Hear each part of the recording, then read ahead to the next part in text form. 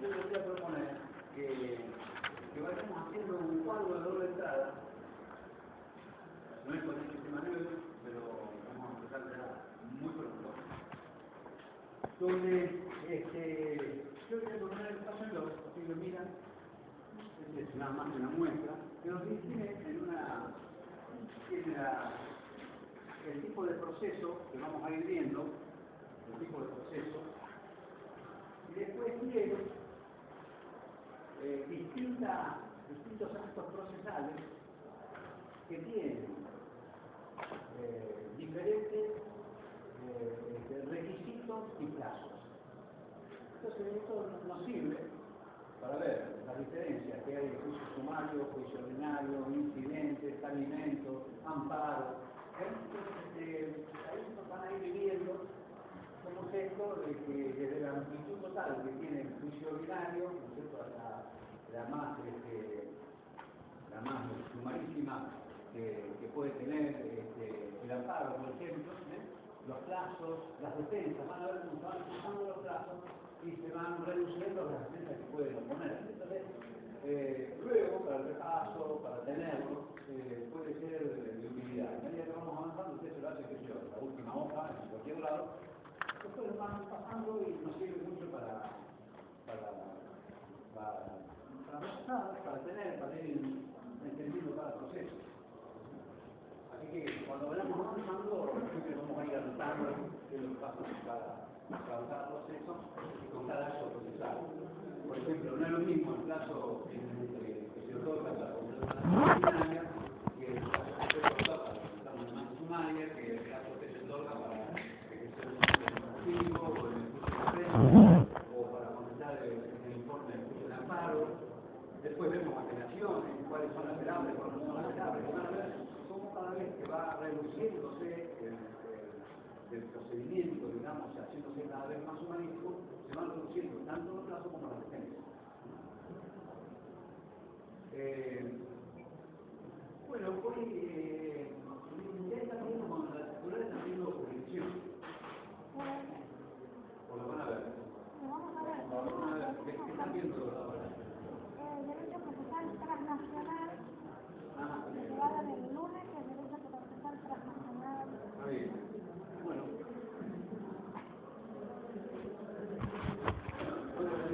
Van a estar a la definición que debe la actividad, pero como jurisdicción y competencia tienen tantas cosas en común, tenemos nada más que la jurisdicción, que es la facultad que no está para resolver conflictos de apelación. Eso es el principio. Respecto de jurisdicciones, sin que estemos dando una definición de eso, respecto a las jurisdicciones tiene que tener en cuenta que hay muchas jurisdicciones. La jurisdicción no es únicamente la jurisdicción judicial, que es la que nos interesa a nosotros y que es la que vamos a ver. Hay también jurisdicciones administrativas. Así que hay algunas definiciones que ustedes van a leer cuando lean la doctrina, para ver que hay definiciones que hablan de un tercero imparcial. No siempre es un tercero imparcial el que resuelve las cuestiones en la administración pública. No es un tercero imparcial, es un órgano más de la administración que resuelve estos pedidos y que depende de la misma administración que lo denegó. Así que, en definitiva, pero es cierto que hay jurisdicción militar, hay jurisdicción administrativa, que se aplican sanciones, ni hablar, se aplican sanciones, se aplican multas, se aplican al procedimiento. Las infracciones de tránsito tienen una jurisdicción administrativa, digamos, respecto de la cual se aplica. Lo que ha entendido la doctrina generalmente es que esta facultad del Estado jurisdiccional, de aplicar, de dirimir disidencias o conflictos y de aplicar sanciones, de hacerlas cumplir imperativamente, que en principio estuvo muy emparentado, digamos, con la función judicial. Pero tanto la doctrina como la Corte de la Nación han interpretado que es posible que existan estas jurisdicciones que no son judiciales, que tengan estas judicial, que ni siquiera son similares, son parecidas nada más a las funciones judiciales, con un requisito, que estas decisiones tienen que poder ser revisadas por la justicia. Quiere decir esto, que en definitiva todas estas cuestiones que pueden suscitarse, tanto en estas jurisdicciones que hemos hablado, todas estas cuestiones que pueden suscitarse, necesariamente para no ser inconstitucionales tienen que tener la posibilidad de ser revisadas judicialmente en última instancia. En cuanto a la competencia, esto de todas maneras lo que acabo de decir lo van a ver más claramente. En cuanto a la competencia, digamos, la competencia es otra cosa, es la facultad que se otorga a los jueces, en el caso nuestro, para resolver y conocer en distintas clases de cosas. Esta competencia, o sea, cuando un juez es competente para conocer en determinada acción, la competencia se divide, por ejemplo, como no podemos decir que la competencia, de acuerdo a su naturaleza, puede ser dividida. En cuanto a su naturaleza, según el tipo de proceso de que se trate, según el pueblo de que se trate, nosotros vamos a tener un juez o un tribunal que va a ser competente. Quiere decir, si es una demanda laboral, serán competentes los procesos tribunales laborales. Si es un juicio de salud, serán competentes los jueces civil y comercial. Si es una cuestión de familia, serán competentes los jueces de los juzgados de familia. Así que, en fin, de acuerdo a su naturaleza del proceso, será eso que puede intervenir. Esta competencia también puede ser una competencia que esté determinada por el territorio. El territorio, que puede ser de una provincia, puede ser de un partido, puede ser de una jurisdicción judicial, que generalmente coinciden con los partidos en esta jurisdicción. Esta competencia, estamos hablando de la competencia territorial. La competencia de los jueces es indelegable. Los jueces no pueden delegar la competencia que tienen para entender un asunto, no pueden delegarlo en otro juez. Lo que sí se admite es que los jueces encomienden a otros jueces determinadas diligencias. Quiere decir eso, que si hay una audiencia que debe resolverse en Bahía Blanca, en Junín, en Catamarca, en cualquier otro lugar, no sé, departamento judicial que está tramitando la causa, esto se puede disponerse que la diligencia, el acto procesal, se realice en aquella jurisdicción y se hace mediante un oficio o un exhorto, que son las formas de comunicación que tiene el juez entre sí y la defensa. Entonces, se liberaba un oficio, un exhorto, según corresponda, de acuerdo a la diligencia de que se trate, que van a ver en la ley del 1862, que regula esto, y se liberó un oficio al juez de Catamarca para que tome declaración en una determinada cosa. Y así podrán estar las partes presentes. Claro que para estar presentes los abogados tendrán que estar matriculados en aquella jurisdicción. Y si no, se encomendará a otro. De todas maneras, vamos a ver después que los interrogatorios que van a hacer, no sé cuándo, van a ser interrogados los testigos, por ejemplo, ya van acompañados desde puntos que están insertos en el mismo juicio, en la misma petición. Así que les digo que es indelegable. La competencia además puede ser prorrogable o improrrogable. En general es improrrogable la competencia.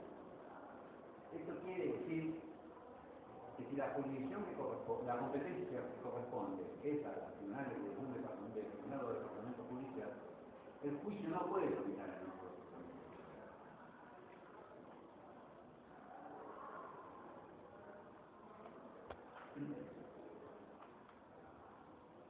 Sin embargo, no puede tratar válidamente. Sin embargo, el código admite que pueda prorrogarse la jurisdicción, o sea que pueda entender otro juez que no sea el que corresponde desde el punto de vista territorial, la competencia territorial. Lo admite únicamente en cuestiones patrimoniales. Esto quiere decir que si se trata nada más de una cuestión patrimonial, es posible que se prorrogue la competencia territorial. Pero ¿qué pasa? Esta competencia territorial, entonces, tenemos que dividirla, porque puede ser expreso básicamente. Prorrogar la competencia territorial implica que el juicio que tenemos que iniciar en La Plata, por ejemplo, en vez de iniciar en La Plata, lo iniciemos en Junín. Y esto es que podemos iniciarlo en Junín siempre y cuando sea una cuestión únicamente patrimonial. Y para que podamos ejercer esta facultad de prorrogar entonces la jurisdicción de este juez de La Plata al de Junín, para que podamos hacerlo, se exige que la conformidad para que intervenga el juez de Junín se preste por todas las partes, expresamente, o fuera también tácitamente. Ahora vamos a ver cómo es. Para poner un ejemplo de una prórroga expresa, nosotros podemos, en un contrato de cobro de alquiler, podemos establecer una cláusula en la que determinemos, hacer una cuestión patrimonial, podemos determinar que para el caso de existir necesariamente en un proceso judicial, al ser el juez que intervenga es del Departamento Judicial de Junín. En cuyo caso, aunque lo firmemos en La Plata y el día que se encuentre en La Plata, nosotros podemos colocar la jurisdicción y va a entender el juez de Junín. Esto es. Y también puede ser tácita. La medida tácita, vamos, por ejemplo, que es la expresa, que es la sucesión. Un proceso sucesorio, por ejemplo, que también es una cuestión patrimonial, o sea, ahí lo que se hace es determinar los bienes del causante, es una cuestión patrimonial, determinar quiénes son los herederos y efectuar la división de la herencia. En esta sucesión es posible que interviene, de acuerdo al Código Civil, interviene después del último domicilio del causante. Es decir, que corresponde intervenir desde el punto de vista de la competencia territorial. Es posible que el último domicilio del causante hubiera sido en La Plata. Sucede que el último domicilio del causante generalmente es el que consta en el certificado de defunción. Así de defunción. Y sucede que muchas veces el certificado de defunción no lo llenan los familiares. O sea, eso se llena cuando se entrega el documento de identidad del fallecido, se llena con el último domicilio, salvo que aclaremos, se llena con el último domicilio. Es posible que diga La Plata y ya hace 10 años estaba viviendo en Junín. Entonces, si en el certificado de defunción consta que el domicilio es en La Plata, ese sería el último domicilio, salvo que probemos lo contrario. Correspondería entonces que la sucesión tramitara en La Plata. Pero si todos los herederos están de acuerdo, expresamente entonces, esto es la conformidad expresa, si todos los herederos están de acuerdo, es posible que la sucesión tramite en Junín, porque así lo quieren todos los herederos. Es otra, o sea, porque está establecido expresamente en la sucesión, o porque está establecido expresamente en el contrato. Pero en definitiva, hay conformidad de todas las partes de que el proceso tramite en otro juzgado que no es el que corresponde de acuerdo al último domicilio, o de acuerdo a la regla de contemplación. Puede suceder en el caso de la sucesión, que el domicilio sea equivocado. que van a tener la posibilidad de probar que el domicilio está equivocado. Esto se prueba con otro documento, esto se prueba con dos testigos que digan cuál era el último domicilio verdadero de la causa. Esto para el caso que es de residencia, porque para el caso de que no haya residencia, aunque se hayan equivocado, que todos se deben estar de acuerdo, reinician el juicio, prorrogan la jurisdicción, están todos de acuerdo, no tienen nada que probar, no tienen que andar probando que el domicilio es equivocado. Lo que tienen que tener en cuenta es que esta prórroga de competencia territorial, esto es únicamente para jueces de la misma provincia. No se puede prorrogar la jurisdicción de la provincia a la nación, de la nación a la provincia o de provincia a provincia. Quiere decir, esto es válido, lo que acabo de decir, únicamente para el caso en que se prorrogue de un juez de la provincia a otro juez de la misma provincia.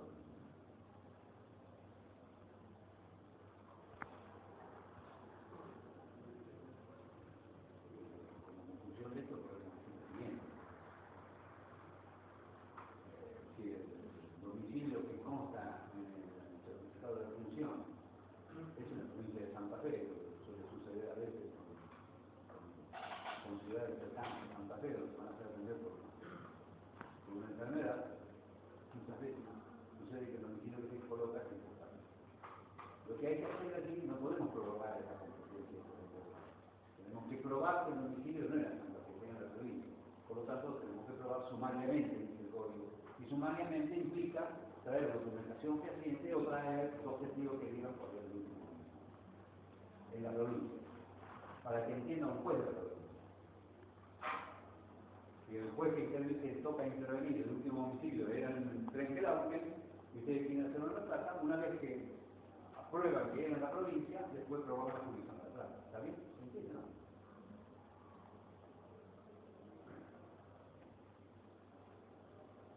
Tácitamente, también puede prorrogarse la competencia territorial. Puede prorrogarse la competencia territorial, por ejemplo,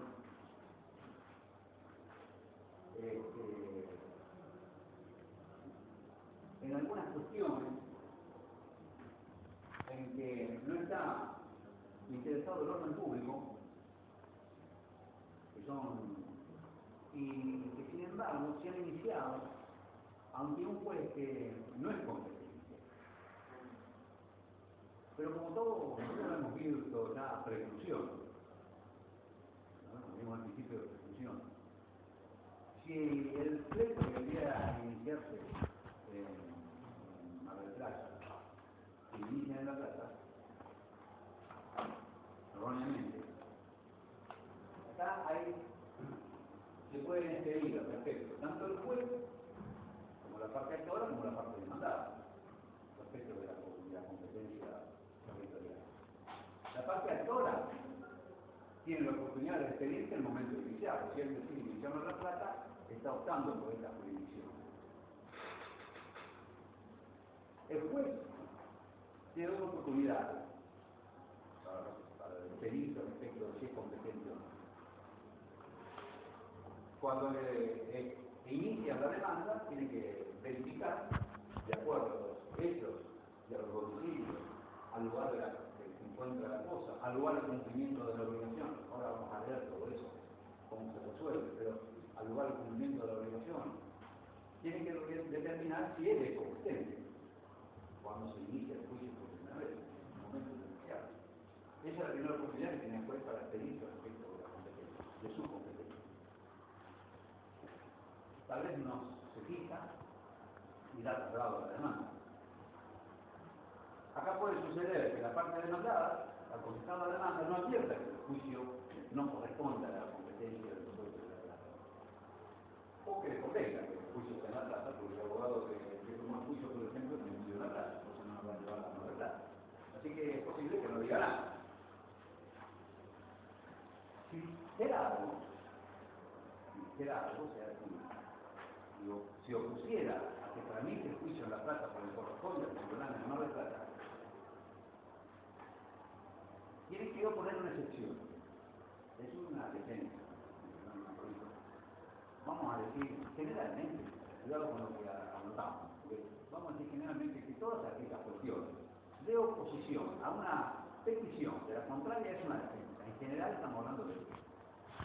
Después van a ver que cuando avancemos en esto, de la presentación del demandado y de las facultades que tienen de discutir los hechos, el derecho, de la contraria y la prueba, que vamos a dividir esto que generalmente llamamos defensa, a veces serán excepciones, otras veces serán caben distintas cosas. Pero hoy, nada más que hoy, vamos a decir que todas aquellas oposiciones que haga el demandado a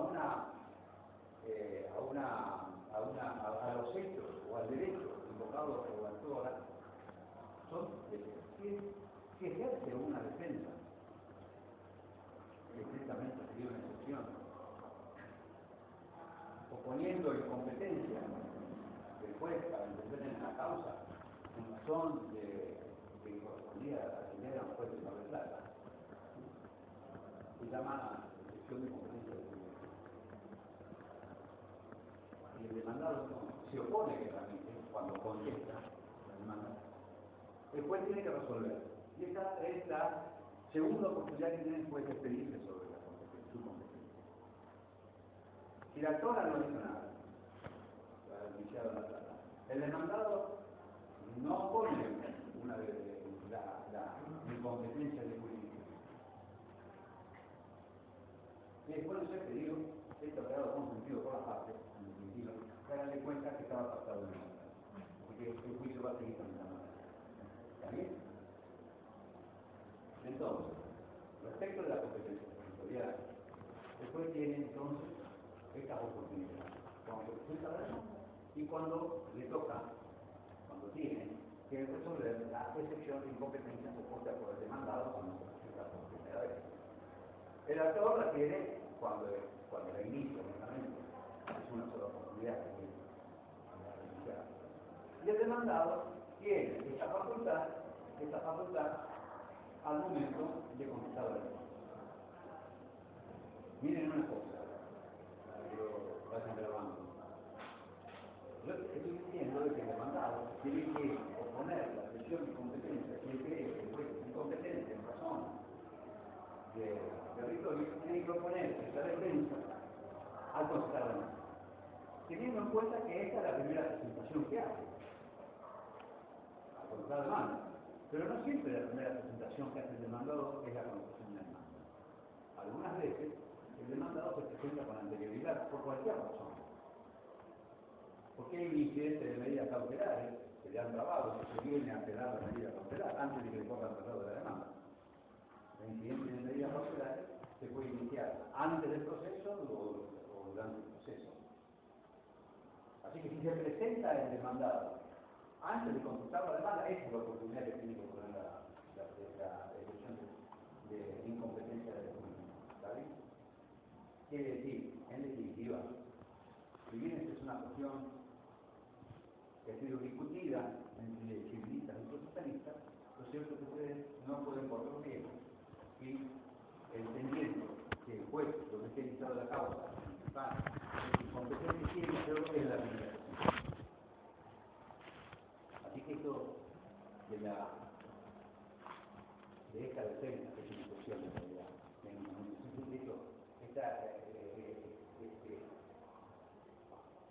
se tiene que oponer en la primera oportunidad.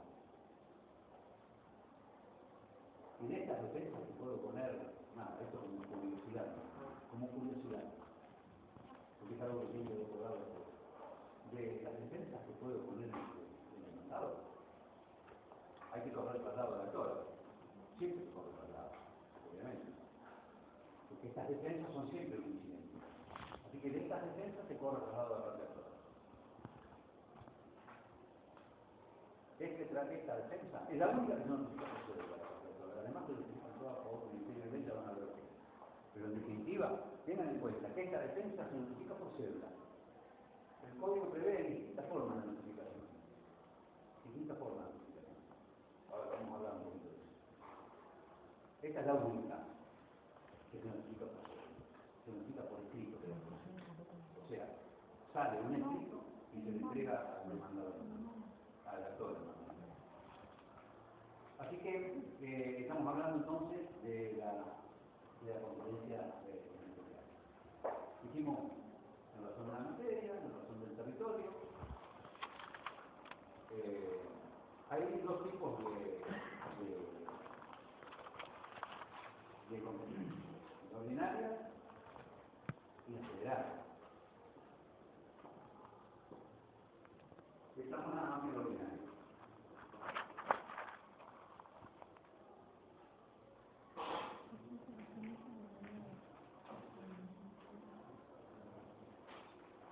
Estas reglas de competencia, y las que vamos a ver ahora, que vamos a leer el código, estas reglas de competencia tienen, como vamos a ver, excepciones. Siempre hay excepciones.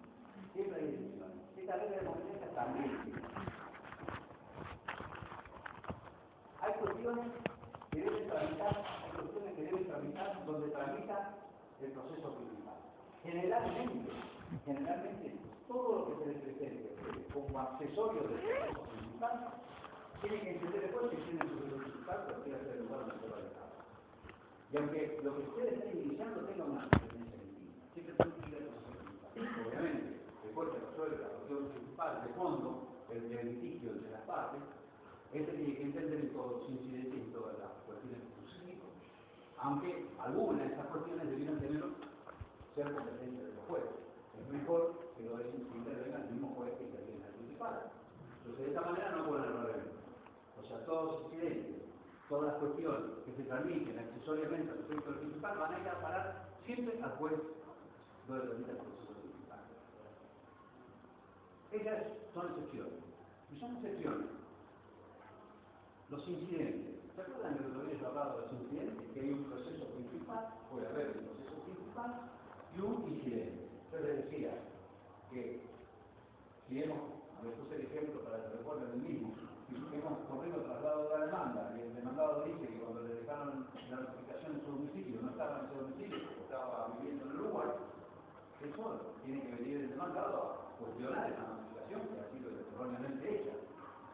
Tiene que hacerlo mediante una demanda incidental, tiene que alegar que no estaba y tiene que decir cuál es el perjuicio, no puede contestar la demanda, por eso estoy acá con este incidente. Es primero a contestar ahora. Eso está diciendo, ¿no? Sencillamente, ¿no? Después lo veremos. Pero en definitiva, este es un incidente. Y esto lo digo de vuelta, y es un incidente porque no resuelve la cuestión principal, resuelve nada más que la notificación extra. O sea, respecto del fondo de la cuestión no resuelve nada. Entonces, este incidente, obviamente, ¿dónde va a tramitar? Donde tramita el juicio principal. Donde tramita el principal, tramitan los incidentes. Donde tramita el principal, tramitan las tercerías del código. No es que estamos aplicando el código, estamos diciendo de qué se trata. A veces sucede que se decreta una medida cautelar, que trabajamos un embargo, por ejemplo, sobre un bien inmueble. Y extrañamente nos equivocamos en el número de dominio del bien inmueble, de la identificación del inmueble, nos equivocamos, ponemos un número distinto. Y se traba embargo sobre un bien inmueble que no pertenece a quien podríamos embargar. Aquel que se encuentra afectado indebidamente por un embargo, que no tiene nada que ver con este juicio, puede venir al juicio inmediatamente a pedir que se levante. Eso se hace, entre otras cosas, por intermedio de una tercería. Un tercero que viene acá a pedir que se levante una medida cautelar que lo afecta. Bueno, este incidente ya lo vamos a ver porque tenemos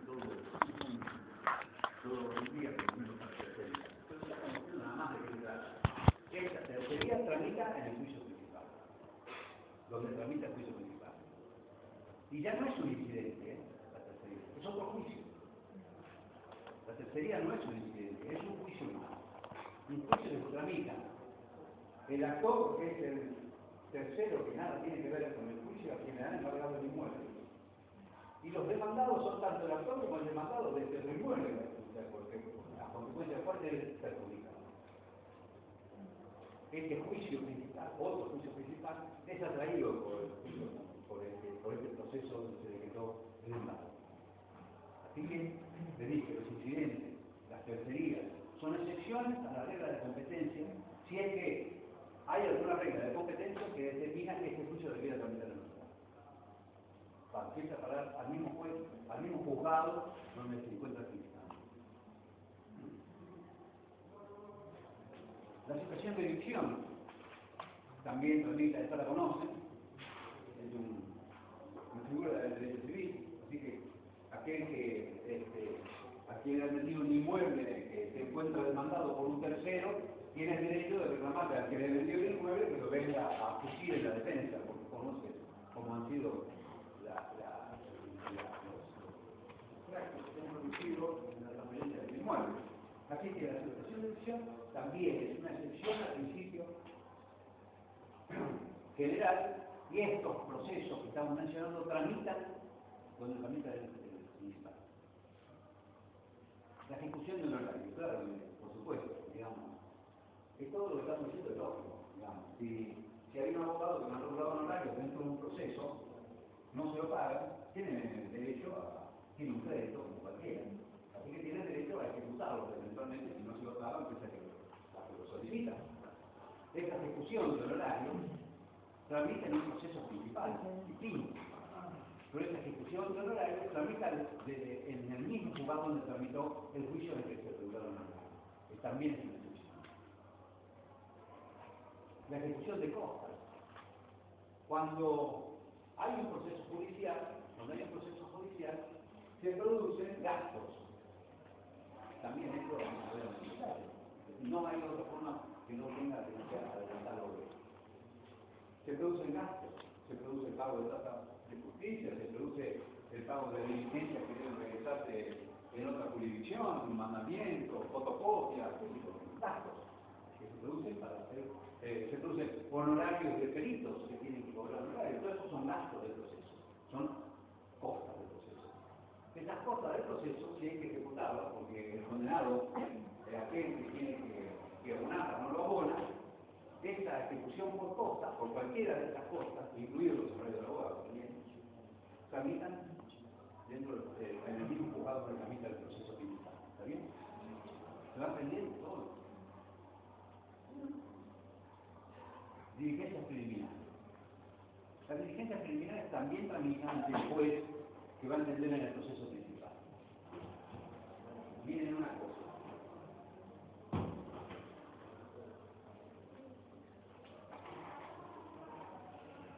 Quiero que estemos claros en algo. No estamos aplicando ejecuciones de costa, no estamos aplicando diligencias preliminares. Estamos diciendo cuáles son las instrucciones para la competencia.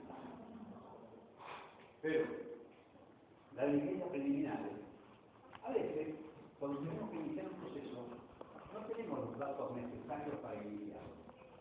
A veces no conocemos bien quién es el demandado, porque a veces no tenemos el nombre de quién es el representante legal del demandado, no sabemos quién es el tutor, no sabemos quién es a quien tenemos que demandar, a quién tenemos que citar como demandado. A veces se trata de una empresa, no sabemos si está inscrita, si no está inscrita, si es una sociedad de hecho o si está regularmente constituida. A veces no sabemos en qué carácter se encuentra alguien ocupando un inmueble que es nuestro. No sabemos. Hay un ocupante que así ha dicho a algunos al pasar nada más, que le preguntaron verbalmente que es inquilino, que compró, que la hacienda comprar, que yo soy el propietario. No sabemos en qué carácter está. Si es un heredero del anterior, entonces no sabemos qué acción tenemos que tener. Eso es muy inicial.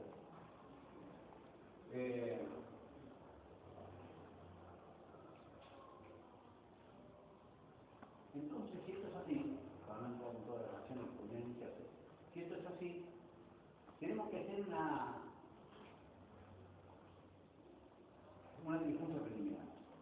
O sea, antes de iniciar el juicio, tenemos que esclarecer alguna cuestión que, sin estar esclarecida, no podemos entrar en juicio.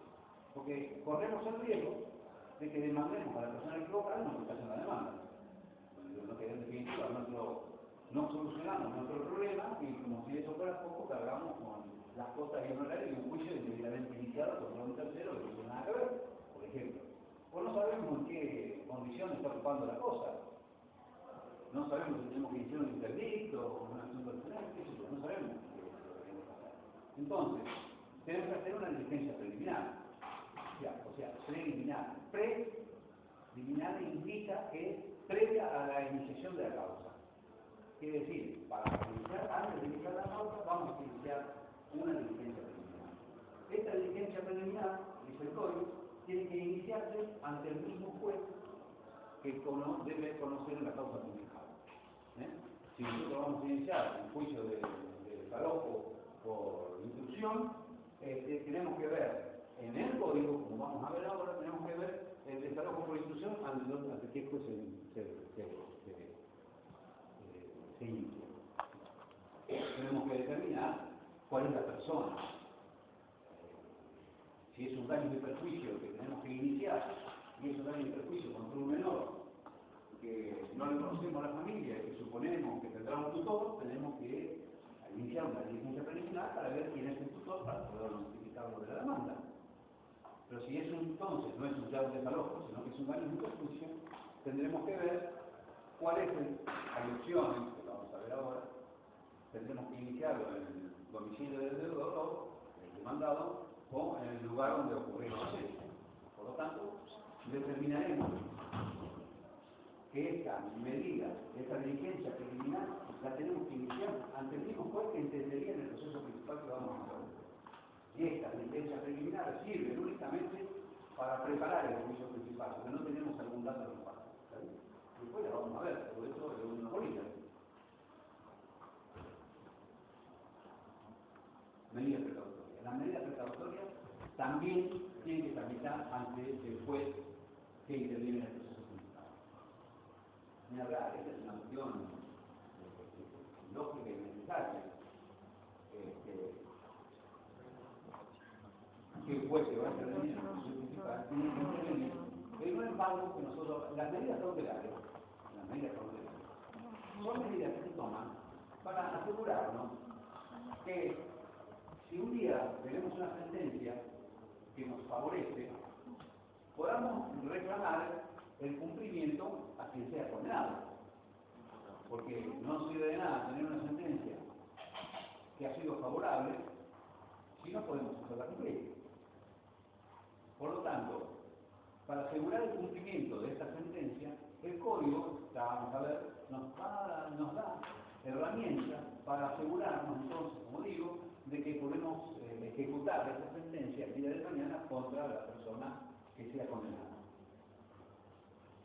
Supongan, ustedes están iniciando una demanda por cobro de pesos y saben que el deudor tiene un solo bien inmueble. Y un día se levantan y ven que el deudor está ofreciendo la venta del bien inmueble que o saben o se enteran o el cliente de ustedes viene y les dice, mire, está por vender el bien porque se lo ofreció un marquesero amigo mío. Es que ustedes toman conocimiento de que el deudor está por vender el bien y saben, o la persona a quien le deben, saben que ese es el único bien que tiene. Todavía no han iniciado el juicio. Entonces es posible que aún antes de iniciar el juicio, ustedes puedan trabar una medida cautelar, en el caso del pago preventivo, una anotación de litis si se trata de una cuestión que puede cambiar la titularidad del bien. Así que puede iniciar una medida cautelar antes de iniciar el proceso. ¿Por qué? Porque así como las diligencias preliminares son necesariamente antes del proceso, las medidas cautelares pueden ser antes o durante el proceso. O aún después de la sentencia. En cualquiera de estas etapas. Quiere decir, estas medidas cautelares también se tienen que iniciar ante el juez que intervendrá en el proceso principal.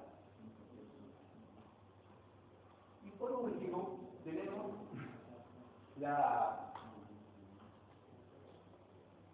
el juicio ordinario posterior. ¿Qué pasa? Creo que algo lo dije el otro día. El juicio ordinario posterior. Cuando ustedes tienen, yo les dije algo el otro día, vamos a repetirlo.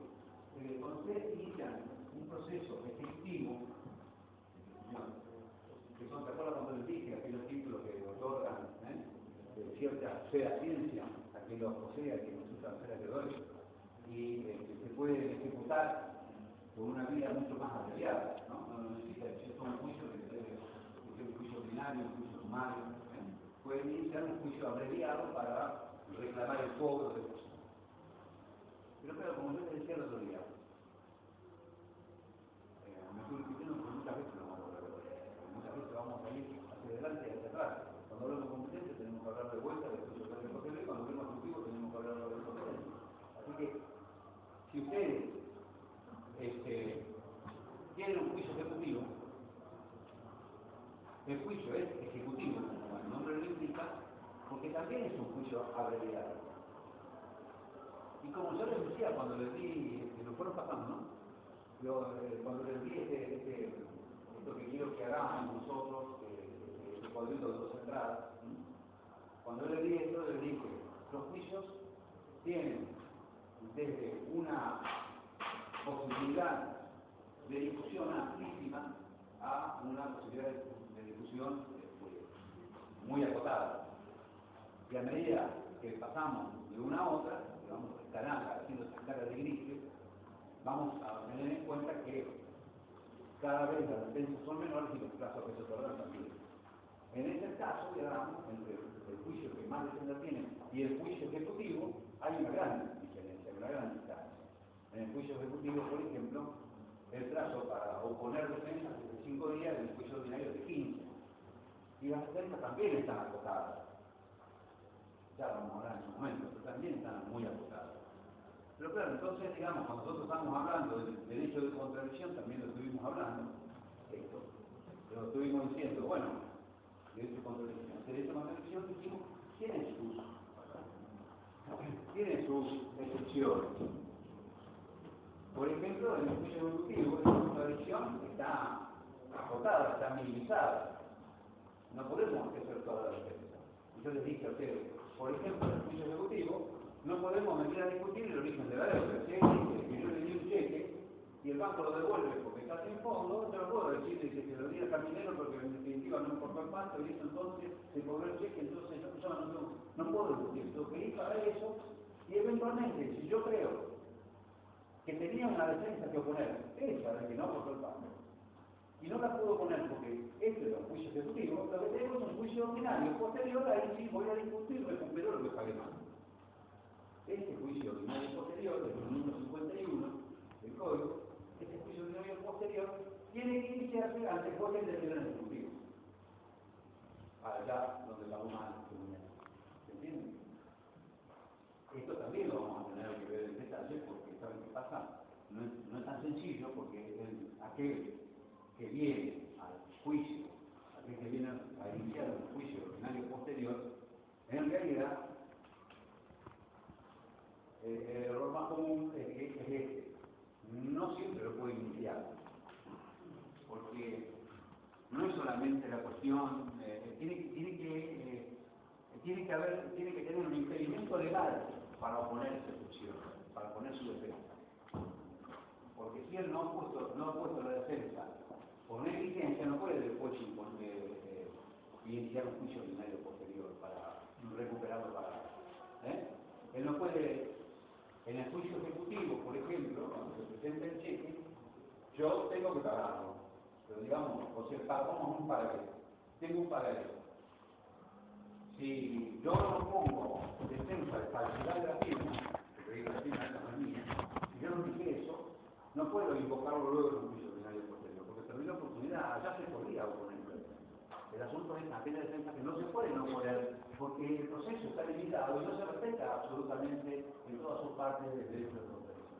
Entonces, en este caso, se otorga la posibilidad de ir al juicio ordinario. Bueno, este juicio ordinario posterior se tiene que iniciar ante el mismo juez que intervino en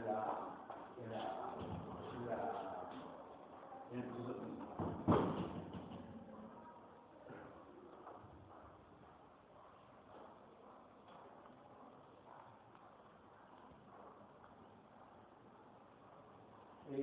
No les dije que esta competencia también se puede fijar por el turno.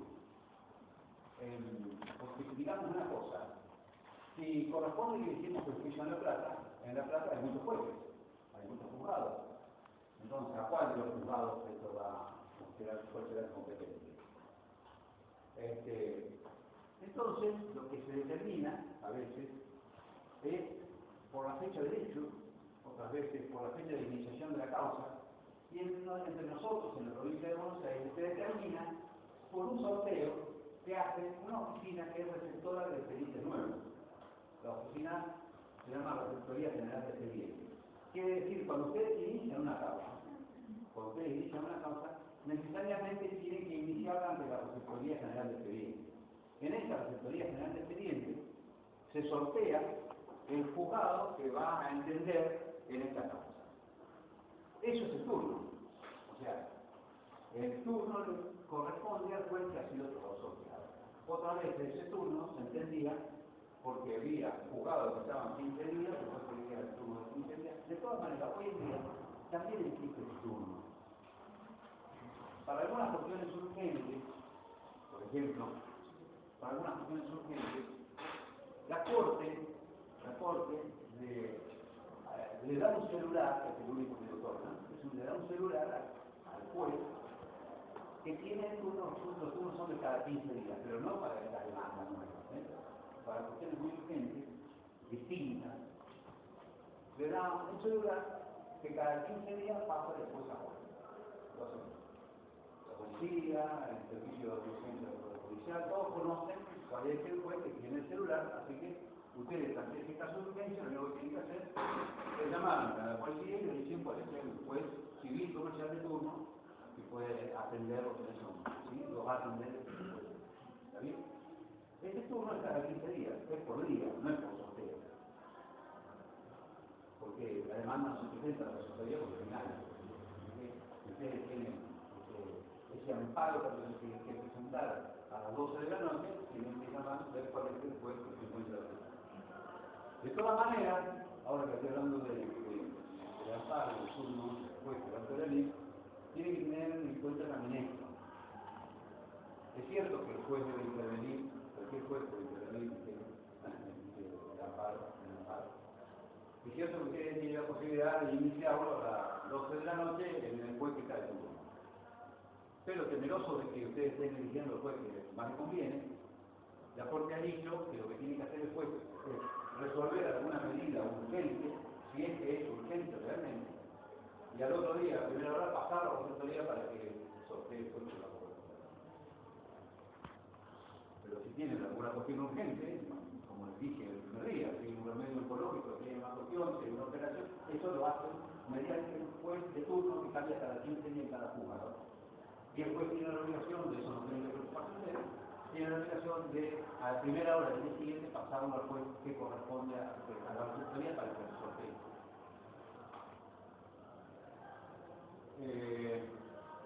Bueno, vamos a leer algunos artículos del código que están explicando esto que dije. A ver si un poco más.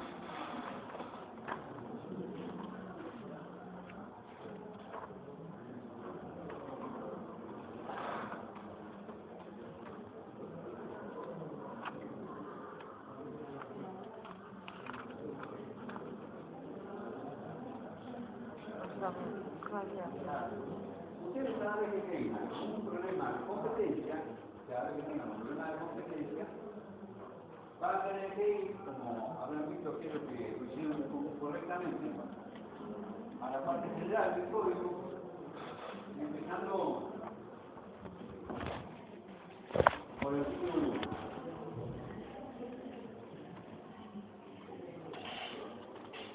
El artículo 1 del código dice, justamente, como hemos visto hace un rato, que la competencia civil a los tribunales provinciales es improrrogable y se efectúa las competencias territoriales en los asuntos exclusivamente patrimoniales que podrán ser prorrogadas de conformidad de paz.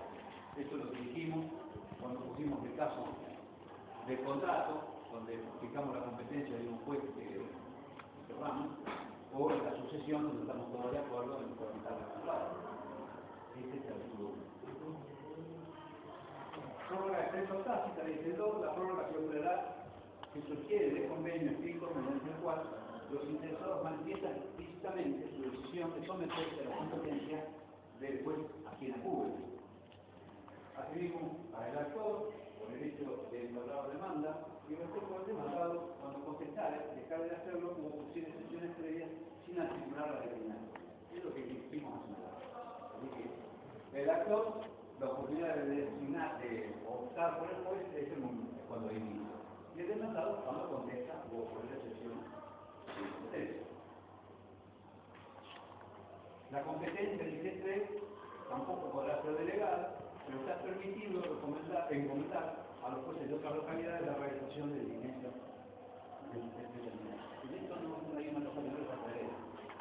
Pero digo, es inelegable la competencia, pero que el juez puede encomendar a jueces de otro lugar, de otras localidades, determinada diligencia. Eso sí lo veremos cuando hablamos de los testigos. En realidad, cuando las pruebas, las diligencias deben hacerse en otro lugar, tiene que delegarlas. Tiene una sola excepción, que es el reconocimiento de cosas o lugares. Eso hay que tenerlo, no lo olviden. Porque en el reconocimiento de cosas o lugares, si bien el juez puede delegar para que ese reconocimiento lo haga otro juez, él puede, en este único caso, él puede trasladarse a cualquier lugar de la República. Para tener que, para cumplir con qué principio. La inmediación.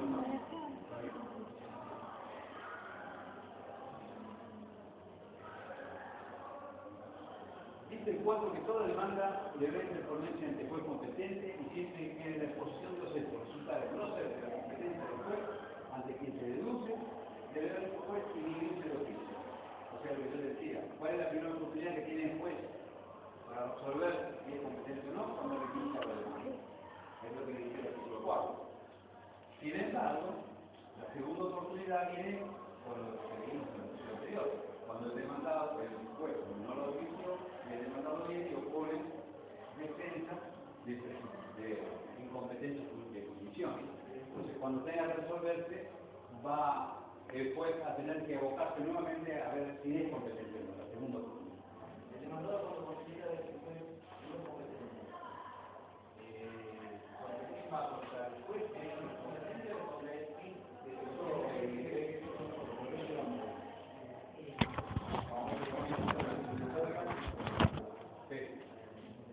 Eso es posible las dos cosas, que lo planteen el juez que resulta competente para que decida el juez que se la pase, que se la envíe, o se puede plantear ante el juez en que no es competente para que elimine su juicio. Cabe, hablamos.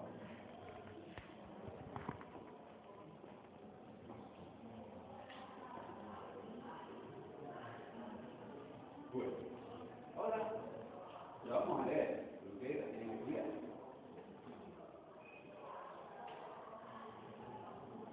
Las reglas generales. Con excepción de los casos de prórroga expresa o tácita, lo hemos visto, ¿no? Cuando procediere en perjuicio de las reglas contenidas en este código, o no se hace, será juez competente. Los puntos que empieza a determinar inciso por inciso.